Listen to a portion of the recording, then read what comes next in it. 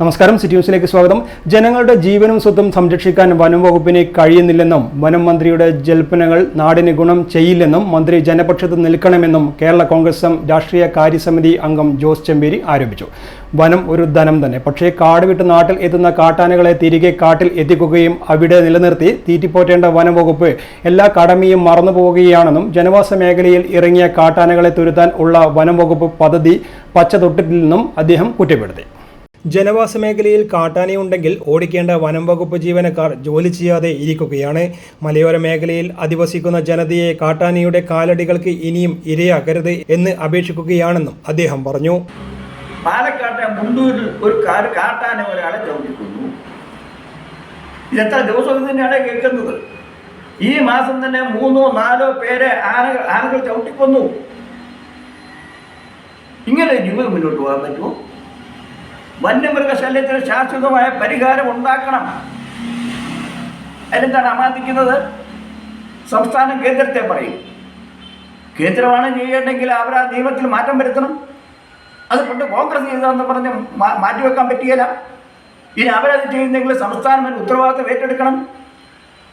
ഇത്തവണ മുഖ്യമന്ത്രി പറഞ്ഞല്ലോ, വന്യമൃഗങ്ങളെ, അപകടകാരികളായ വന്യമൃഗങ്ങളെ കൊല്ലാമെന്ന് വരെ മുഖ്യമന്ത്രി പറഞ്ഞു. ഇതൊക്കെ പറഞ്ഞിട്ട് നമ്മുടെ വനം വകുപ്പ് ഉറക്കം തൂങ്ങിയിരിക്കുക. ഒരു ഉറക്കം. എങ്ങനെയാണ് കാട്ടാന ഇങ്ങോട്ട് വരുന്നത്? കാട്ടാന വരുന്നത് അവർക്ക് ഭക്ഷിക്കാനുള്ള ഭക്ഷ്യസാധനങ്ങൾ അവിടെ ഇല്ല. പണ്ട് വനം നടത്തി ഈറ്റക്കാടുകളായിരുന്നു, ഓടക്കാടുകളായിരുന്നു, അതുപോലെ തന്നെ ഇല്ലിക്കാടുകളുണ്ടായിരുന്നു. അതെല്ലാം ഈ വനം വകുപ്പിൻ്റെ ഉദ്യോഗസ്ഥന്മാർ കാർബൺ ഫണ്ടിൻ്റെ രുചി വരഞ്ഞുകൊണ്ട് വെട്ടിക്കളഞ്ഞ് അവിടെയെല്ലാം മഞ്ഞപ്പുല്ലും അതുപോലെ അക്കേഷ്യയും വെച്ച് പിടിപ്പിച്ചാൽ എങ്ങനെ കാട്ടാൻ ഇങ്ങോട്ട് ഇറങ്ങാതിരിക്കും? വനവകുപ്പിന് ഉത്തരവാദി. കേരള കോൺഗ്രസ് ശക്തമായി പറയുന്നു, ഇതിനൊരു മാറ്റം ഉണ്ടാവണം. ഇനി ഒരു കൃഷിക്കാരൻ ഈ മലയോര മേഖലയിൽ മരിക്കാൻ ഇടയാകരുത്. എന്താ ഉത്തരവാദിത്തം ഒഴിഞ്ഞു മാറുന്നത്? വനം മന്ത്രിയുടെ നിസ്സംഗത, കുറ്റകരമായ നിസ്സംഗത അദ്ദേഹം കാണിക്കുന്നത്. നാട്ടിലിറങ്ങിയ കാട്ടാനകളെ തുരത്താനുള്ള പദ്ധതികൾ എവിടെ?